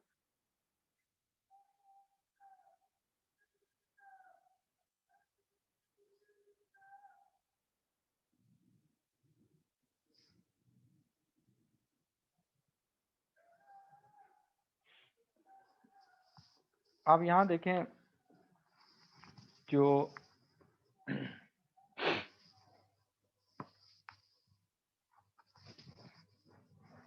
चीज़ें हैं वो क्या क्या हैं, अब यहाँ देखें हमारे पास फर्स्ट ऑफ ऑल ना जो एमसीक्यूज हैं उनमें पहला क्वेश्चन ये है एमसीक्यूज में।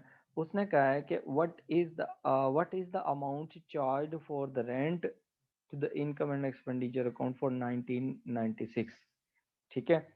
उसके लिए इंफॉर्मेशन दी हुई है कि इस साल एक्सपेंस कितना आपने चार्ज करना है इनकम एंड एक्सपेंडिचर अकाउंट में एज एन एक्सपेंडिचर, किसके लिए, रेंट के लिए। कहता है social clubs receipts and payments account, यानी कि उसका जो रिसीट्स एंड पेमेंट अकाउंट है, कैश बुक है, for 1996 showed the rent paid के पेमेंट कितनी हुई है 4000 की।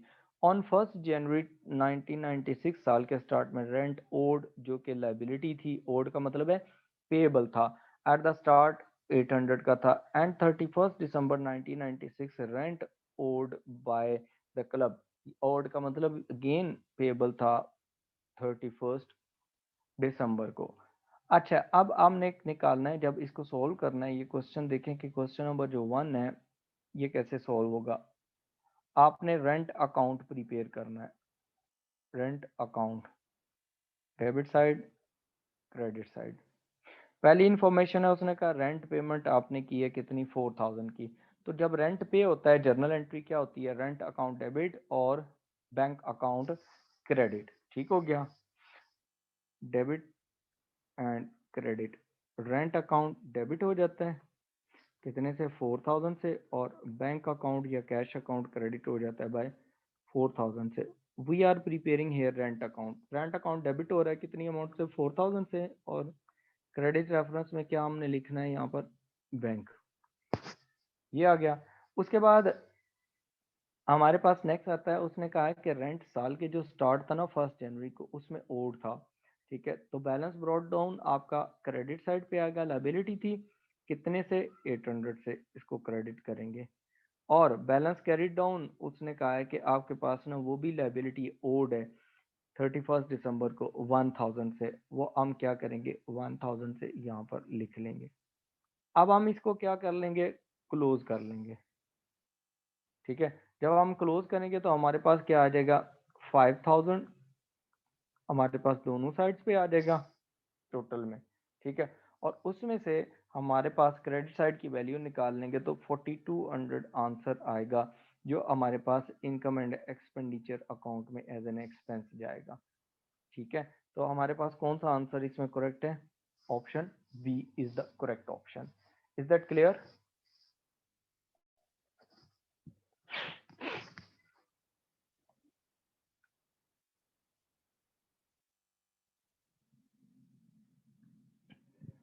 अच्छा मुर्तजा, आपने क्वेश्चन किया था कि जो पहला हमने सेकंड क्वेश्चन किया था कि उसमें ना ये रिक्वायरमेंट में 150 जो है हमने किस चीज का क्यूमुलेटिव फंड में ऐड किया है, तो वो जो रिसीट्स एंड पेमेंट अकाउंट था उसका जो ओपनिंग बैलेंस था वो भी है, तो आपका एसेट था ना।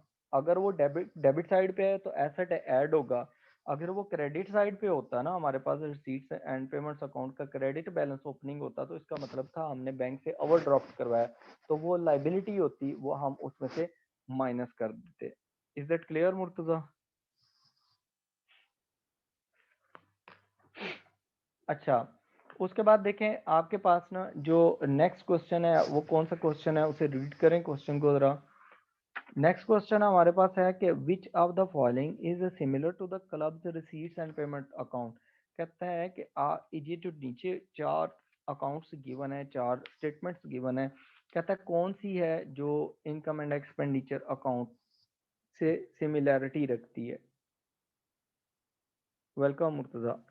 अच्छा, उसमें देखें रिसीट्स एंड पेमेंट्स अकाउंट, मैंने आपको बताया था कि जो नॉन प्रॉफिट ऑर्गेनाइजेशन है उसमें रिसीट्स एंड पेमेंट अकाउंट जो होती है ना, ये कैश बुक की तरह होती है। कैश बुक में हम दो अकाउंट इकट्ठे ही बना रहे होते हैं, कैश का अकाउंट और बैंक का अकाउंट। तो हमारे पास इसमें option B is the correct option. ठीक हो गया। उसके बाद आप देखें आपके पास जो नेक्स्ट क्वेश्चन है वो क्या है, उसने कहा है कि आपके पास ना where will this item appear, ये आइटम कहाँ पर अपीयर होगा। कहता है during the year orchestral society bought $10,000 of the new musical instruments. जो इंस्ट्रूमेंट्स होते हैं ये आपके पास होते हैं इक्विपमेंट्स। ठीक हो क्या, ये आपके होते हैं नॉन करंट एसेट्स। ठीक है, नॉन करंट एसेट्स पहली बात है अपीयर होंगे कहाँ पर, बैलेंस शीट में। आपने इसको कहाँ पर लेके जाना है, स्टेटमेंट ऑफ फाइनेंशियल पोजीशन में, या आप उसको बैलेंस शीट लिखेंगे स्टेटमेंट ऑफ फाइनेंशियल पोजीशन में। लेकिन जब उसने कहा पेइंग बाय चेक, तो जब चेक के थ्रू आप पेमेंट करते हैं तो इसका मतलब है कि आप कैश बुक में लिखेंगे, और कैश बुक यहाँ पर कौन सी है, receipts and payment account non profit organisation में। तो फिर ऑप्शन कौन सी, ए ऑप्शन उसने कहा ओनली बैलेंस शीट में खाली नहीं होगा क्योंकि पेमेंट भी हुई है। Option A is wrong, income and expenditure account में आएगी ही नहीं क्योंकि ये एक्सपेंस थोड़ी है, ये तो कैपिटल एक्सपेंडिचर है यानी कि नॉन करंट एसेट है, इसलिए आप इसमें उसको रिकॉर्ड नहीं कर सकते। थर्ड में मैं इनकम एंड एक्सपेंडिचर अकाउंट दिया, इसलिए ये ऑप्शंस जो तीनों हैं ये रॉन्ग होगी। रिसीट्स एंड पेमेंट अकाउंट यानी कि कैश बुक में आएगा प्लस बैलेंस शीट, दोनों जगहों पे आएगा। Non current assets balance sheet में और रिसीट्स एंड पेमेंट्स अकाउंट में क्रेडिट साइड पे चला जाएगी ये अमाउंट। Is that clear? उसके बाद आपके पास क्वेश्चन नंबर 4 है, उसने कहा information about the club is given. उसने कहा है कि आपने subscription received during the year आपने किए हैं, subscription owing at the start of the year थी और subscription owing at the end of the year, and you are required to find out what is the amount of subscription shown in the income and expenditure account. तो हम इसके लिए क्या करेंगे, हम subscription account prepare कर लेते हैं। Subscription income account, subscription income account जब हम प्रिपेयर करेंगे तो उसने कहा कि आपने ड्यूरिंग द ईयर जो पे किए, तो जब सब्सक्रिप्शन पे होती है एंट्री क्या होती है, डेबिट बैंक अकाउंट, आपने सॉरी जो सब्सक्रिप्शन रिसीव की है मेंबर्स ने पे की है, ठीक है, क्लब के जो मेंबर्स है ना, आपके पास आपने बैंक अकाउंट डेबिट कर दिया जब आपने सब्सक्रिप्शन रिसीव की, बैंक अकाउंट डेबिट, और क्रेडिट में आपने क्या किया, और बैंक में यहाँ पर ना जो नॉन प्रॉफिट ऑर्गेनाइजेशन है उसमें रिसीट्स एंड पेमेंट अकाउंट में जाती है, पेमेंट ट्रीटमेंट होती है। अच्छा, बैंक अकाउंट डेबिट हो गया और क्रेडिट में आपके पास क्या हो गया, आपकी सब्सक्रिप्शन इनकम, ये आपके पास क्रेडिट होगी 12,000 से। We are preparing subscription account, तो सब्सक्रिप्शन अकाउंट में ये क्रेडिट साइड पे अमाउंट जानी चाहिए 12,000, यहाँ हम 12,000 लिखेंगे और रेफरेंस क्या लिखेंगे, बैंक अकाउंट, यहाँ पर आपका बैंक अकाउंट आ गया, ठीक है। उसके बाद उसने कहा सब्सक्रिप्शन एरियर में थी, ओइंग थी, यानी कि मेंबर्स ने सब्सक्रिप्शन अभी नहीं दी थी, तो ये तो आपका एसेट हुआ, balance brought down, opening balance, balance brought down asset हो गया कि आपने रिसीव नहीं की हुई थी, रिसीवेबल थी, और एट द एंड आपकी सब्सक्रिप्शन जो है वो आपके पास आ गई, बैलेंस कैरी डाउन 800, ठीक हो गया। अब देखें आपके ना यहाँ पर आगे 12,800 क्रेडिट साइड पे, 12,800 यहाँ पर भी क्रेडिट साइड पे आ गया, उसमें से आपने डेबिट साइड वाली 1200 अमाउंट निकाल दी, तो आपके पास जो आंसर आएगा वो सब्सक्रिप्शन रिसीव्ड, वो आपके आ जाएगी, सब्सक्रिप्शन होगी फॉर द ईयर, ठीक है। निकालें कितना बैलेंस आता है, 12,800 माइनस 1200, तो ये आ जाएगा 11,600, ठीक है।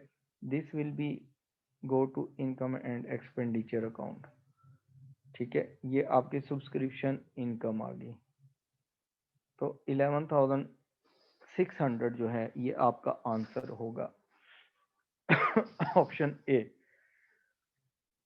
क्वेश्चन नंबर 5 कहता है what is similar to the club's accumulated fund. Club के एक्यूमुलेटेड फंड से सिमिलर है कैपिटल अकाउंट। अभी मैंने जो क्वेश्चन पढ़ाया था आपको सेकंड क्वेश्चन, उसमें भी मैंने बताया था कि जो एक्यूमुलेटेड फंड है वो आपके पास क्या कैपिटल अकाउंट से ही होता है।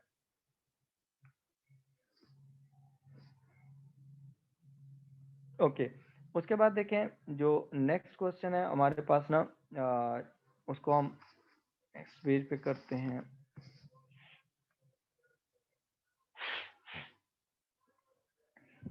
क्वेश्चन नंबर 6 देखें। अब इसमें देखें क्वेश्चन नंबर जो 6 है ना, उसने कहा है the table shows the information relating to the subscription income of the club for the financial year, ठीक है। आपको टेबल ने सब्सक्रिप्शन इनकम आपको डिटेल दे दी है। अब उसमें उसने कहा है सब्सक्रिप्शन एरियर में थी, यानी कि एसेट था, और सब्सक्रिप्शन एडवांस लाइबिलिटी, ये था आपका एसेट और ये आपकी है लाइबिलिटी, सब्सक्रिप्शन इन एडवांस, ठीक है। कहता है during the year subscription amounting 1700 were received, आपने रिसीव कितनी 1700 की है। कहता how much should be credited to income and expenditure account. इसके लिए भी आप क्या करेंगे, income and expenditure account prepare करेंगे, ठीक है। आपने सॉरी सब्सक्रिप्शन अकाउंट प्रिपेयर करेंगे, सब्सक्रिप्शन इनकम अकाउंट,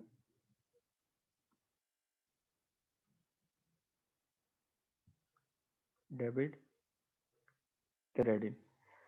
अब यहाँ देखें सब्सक्रिप्शन 1 जनवरी को 31 दिसंबर को, ओपनिंग बैलेंस क्लोजिंग बैलेंसेस दिए हैं। ओपनिंग बैलेंसेस में देखें आपके पास सब्सक्रिप्शन इन एरियर थी, इसका मतलब था ये आपका एसेट था, बैलेंस ब्रॉट डाउन, और एसेट का बैलेंस होता है डेबिट हमेशा, ये है 100। और उसके बाद सब्सक्रिप्शन इन एडवांस थी स्टार्ट में, वो 300, इसका मतलब है this that was your liability eight the start, balance brought down आपका कितना था 300। ठीक हो गया। उसके बाद नेक्स्ट देखें, उसने कहा कि subscription in arrear eight the end of the year, वो है आपके पास बैलेंस कैरी डाउन आ जाएगा, बैलेंस कैरी डाउन कितना आ जाएगा 150 का। उसके बाद सब्सक्रिप्शन उसने कहा है कि आपके पास ना जो एट द एंड था, eight the end of the year, वो आपके पास सॉरी ये 150 मैंने रॉन्ग साइड पे लिख दिया, बैलेंस कैरी डाउन इधर आएगा because this is asset, balance carry down, ठीक है। इन एरियर 150 की आपने रिसीव करना है, ये क्रेडिट साइड पे आएगा, और सब्सक्रिप्शन जो एडवांस में ली क्लोजिंग अगले साल के लिए, वो आपकी डेबिट साइड पे आ जाएगी अकाउंट में। ड्यूरिंग द ईयर आपने जो सब्सक्रिप्शन रिसीव की है वो 1700 की है, तो जर्नल एंट्री आपने क्या की होगी, bank account debit, subscription account credit. Debit में आपने बैंक किया होगा 1700 से, और क्रेडिट में आपने सब्सक्रिप्शन इनकम कर दी होगी, ये आपके पास 1700। तो ये जो 1700 क्रेडिट हो रहा है ना, हम सब्सक्रिप्शन अकाउंट में इसको क्रेडिट साइड पे लिख देंगे 1700। ठीक हो गया। और हमारे पास यहाँ पर क्या आ जाएगा, बैंक अकाउंट के we have receive this amount. अब हम इस अकाउंट को क्लोज करेंगे, जब हम इसको अकाउंट को क्लोज करेंगे सब्सक्रिप्शन के, तो क्रेडिट साइड हमारे पास क्या है, क्रेडिट साइड हमारे पास ग्रेटर है। टोटल करें क्रेडिट साइड 1700 प्लस 300, टोटल 2000, और 2000 प्लस 150, 2150 ये आ जाएगी, और 2150 यहाँ पर ये आ गई। ठीक हो गया। उसमें से आपने 300 डेबिट साइड वाले माइनस कर लेने, तो आपके पास जो बैलेंसिंग फिगर आएगा वो कितना आता है, वो देखें आपके पास कितना आएगा, वो आपके पास आएगा 1850 का। ठीक हो गया। ये जो 1850 के है, ये आप इनकम एंड एक्सपेंडिचर अकाउंट में बैलेंसिंग फिगर को शो करेंगे एज एन इनकम। ठीक है, 1850 D option is the correct option. ठीक है। उसके बाद नेक्स्ट देखें, उसमें उसने कहा है कि आपके पास ना question number 7, what is the purpose of receipts and payments account. Receipts and payments account का पर्पस क्या है वो आपने बताना है। ठीक है, रिसीट्स एंड पेमेंट्स अकाउंट के पर्पसेस जो हैं वो क्या है, कैश बुक के तौर पर काम करती है, एज अ कैश बुक। ठीक है, तो उसमें वो कहता है टू कैलकुलेट द प्रॉफिट, नहीं, प्रॉफिट तो है होता ही नहीं है आपके पास ना, जो नॉन प्रॉफिट ऑर्गेनाइजेशन है उसमें प्रॉफिट होते ही नहीं है, ये पहली चीज गलत है।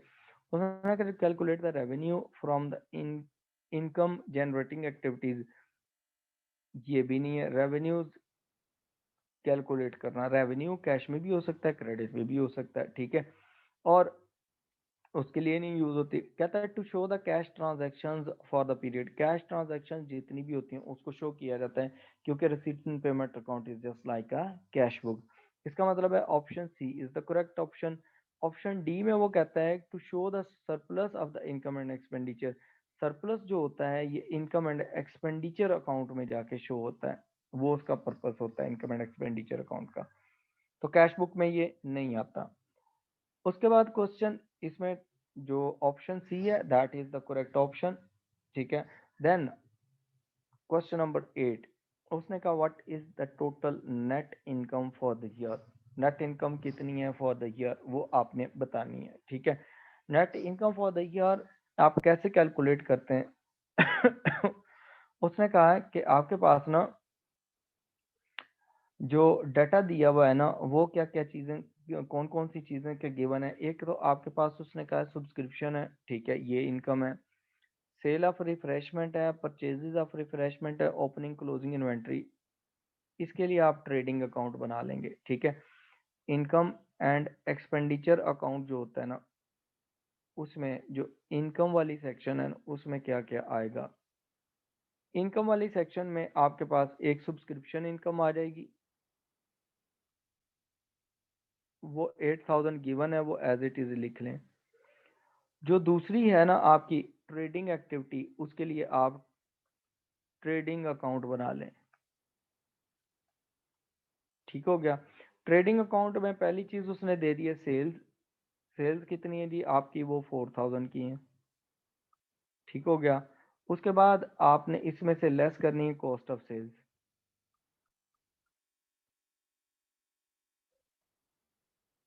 Opening stock plus purchases less closing stock, ठीक हो गया। हमारे पास ओपनिंग स्टॉक जो है वो कितना है, ओपनिंग स्टॉक यहाँ पर गिवन है पर उसने दिया हुआ 800, क्लोजिंग स्टॉक गिवन है 600 का, और आपके पास परचेजेस गिवन है कितने की, वो आपके पास गिवन है 2000 की, ठीक होगी। अब आपके पास आपने सारी वैल्यूज लिख ली, सेल्स भी लिख ली, परचेजेस भी लिख ली, ओपनिंग क्लोजिंग सब कुछ लिख लिया। आपके पास कॉस्ट ऑफ सेल्स कितनी बनती है, 2000 प्लस 800 माइनस 600 2200, ठीक है। उसमें से आप माइनस कर लें तो आपके पास जीपी आ जाएगा, एक्सपेंसेस यहीं को नहीं तो यही इनकम कंसिडर होगी। 1800 की आपकी इनकम ये आ जाती है। आपके पास जो इनकम है वो आपके पास कितनी आ रही, 1800, 8000 पहली प्लस ये ट्रेडिंग इनकम, दो इनकम्स आपके पास आ गई, तो टोटल कितनी होगी, 9800 की टोटल इनकम आ गई,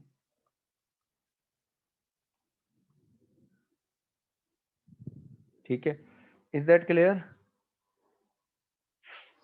ठीक है। उसके बाद है क्वेश्चन नंबर 9 देखें।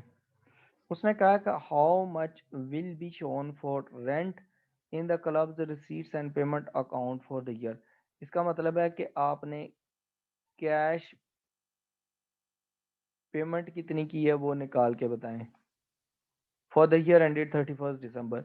उसने कहा financial year of a drama club ends at 31st December. The club rents a theater at annual rent of 3600, ठीक है।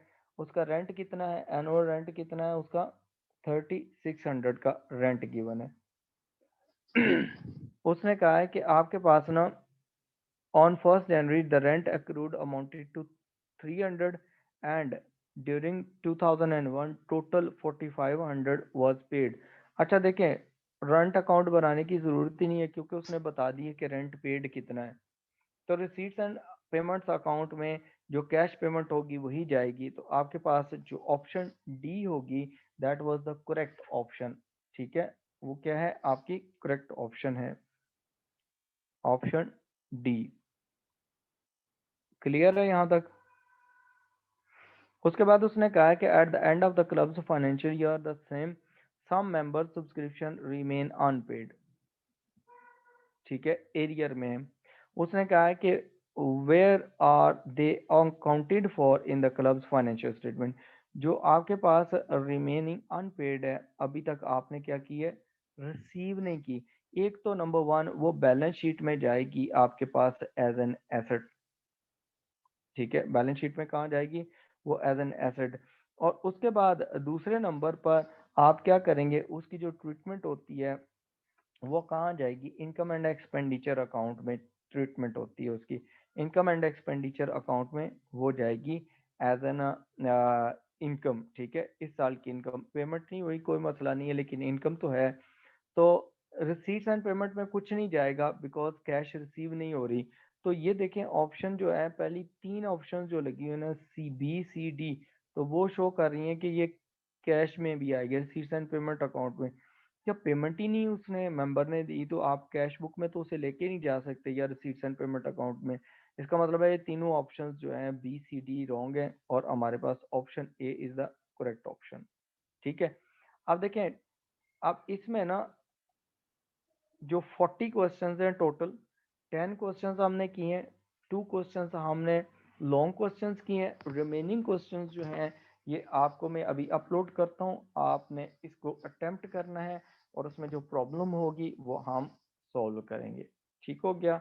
कल की क्लास में हम डिस्कस करेंगे, पहले इनकी डिस्कशन के बाद हम न्यू टॉपिक स्टार्ट करेंगे, इसलिए आपने इनको रिवाइज कर लेना है लाजमी। ओके, ठीक है। चलें, इंशाल्लाह कल फिर मुलाकात होती है कल की क्लास में, तब तक के लिए अल्लाह हाफिज़।